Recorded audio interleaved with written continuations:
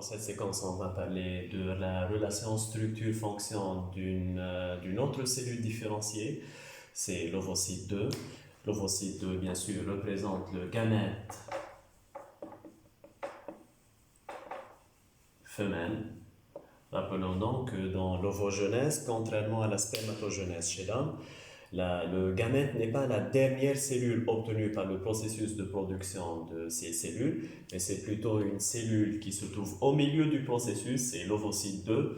C'est la cellule qui rencontre le spermatozoïde, donc scientifiquement, le gamète femelle, c'est l'ovocyte 2. C'est une cellule qui est différenciée, donc dans toute la structure est dirigée uniquement vers la fécondation. Les éléments donc, de cette cellule dont on va parler pour faire le lien avec la fonction. Donc, la caractéristique de la cellule de grande taille, c'est une grosse cellule qui est très riche en cytoplasme, contrairement au spermatozoïde qui est petit et pauvre en cytoplasme. La zone pellucide, c'est une substance qui entoure la totalité de l'ovocyte 2, ça a un rôle très important dans la fécondation. Les granules corticaux, ce sont des vésicules qu'on rencontre tout autour du cytoplasme de l'ovocyte 2, qui jouent aussi un rôle crucial dans la fécondation.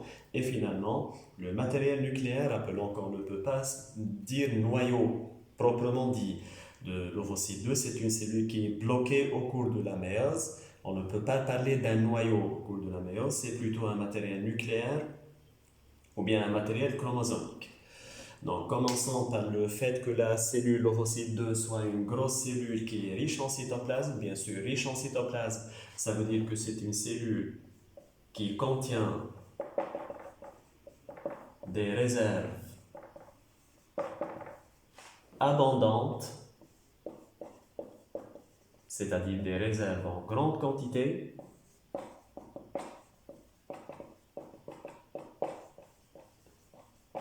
qui maintiennent donc le gamète femelle, puis le zygote en vie.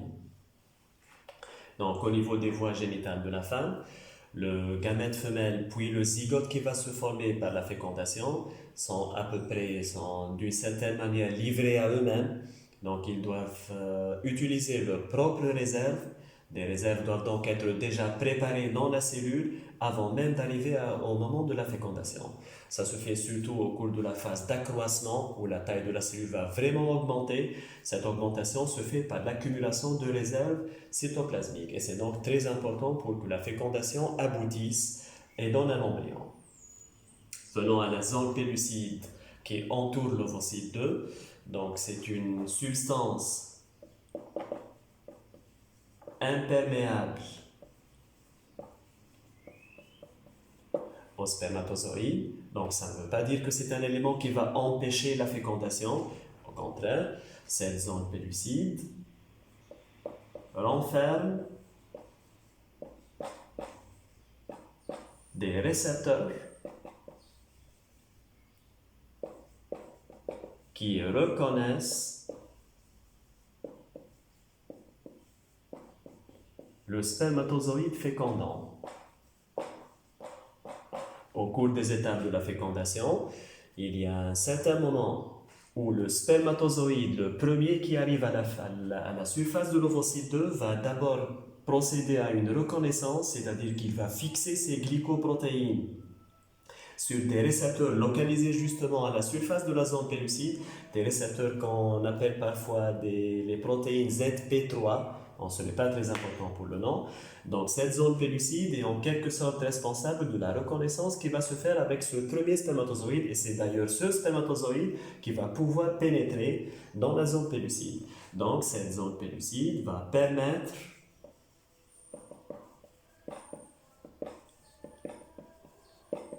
la pénétration du spermatozoïde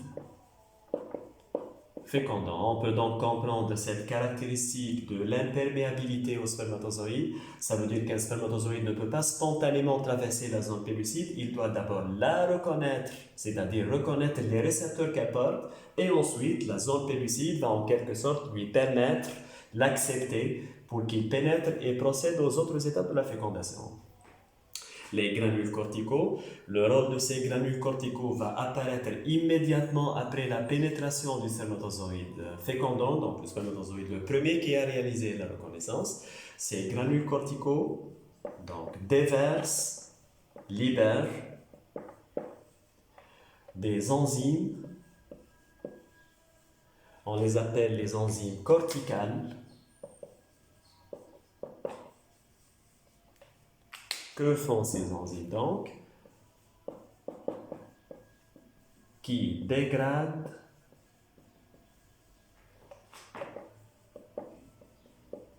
les récepteurs de l'ovocyte 2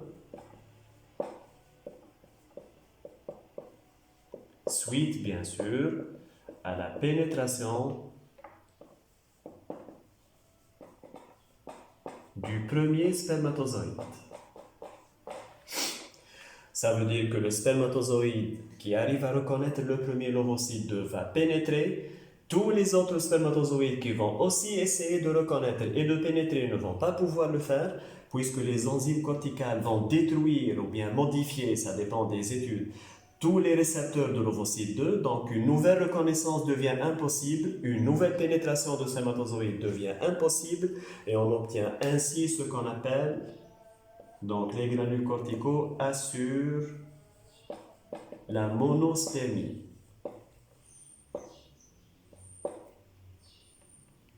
Pardon, N-O-N-O, mono, ça veut dire un.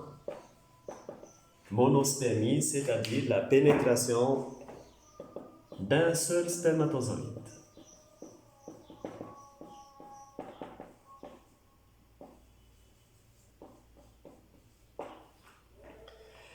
Le dernier élément, donc le matériel nucléaire qui est bloqué en métaphase 2.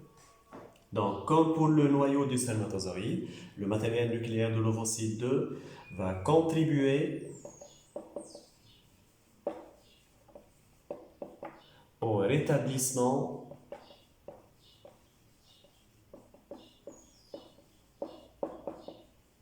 de la diploïdie du zygote. Donc 23 chromosomes du père, 23 chromosomes de la mère apportés par l'ovocyte 2, leur rencontre, leur fusion va rétablir un état diploïde, 2n égale 46. Et comme aussi pour le noyau du spermatozoïde, le matériel nucléaire de l'ovocyte 2 permet de transmettre, donc transmet les gènes maternels aux descendants ou bien à l'enfant. On aurait pu parler dans ce cadre de la corona radiata, les cellules folliculaires donc, qui entourent l'ovocyte 2, mais ça ne fait pas partie exactement de l'ovocyte 2, ce sont plutôt des cellules qui entourent l'ovocyte 2. Donc j'ai choisi de nommer seulement des éléments de l'intérieur de l'ovocyte 2. Et voilà donc la relation structure-fonction de la deuxième cellule différenciée du programme, à savoir l'ovocyte 2.